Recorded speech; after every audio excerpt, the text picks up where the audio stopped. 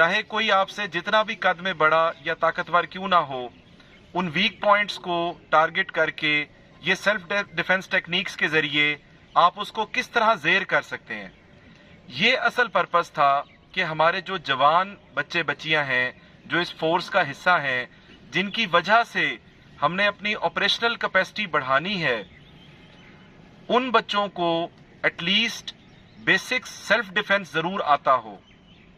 बाज़ दफ़ा ये आज जो आपको यहाँ पर डेमो लिया गया, जिसके अंदर आपने ताइक्वांडो के हिसाब से जो अपना डेमो दिया, इसका बेसिक पर्पस ये था कि आपको बेसिक सेल्फ डिफेंस की टेक्निक सिखाई जाए। हमें फील्ड के अंदर रेड के दौरान लॉ एंड ऑर्डर को हैंडल करने के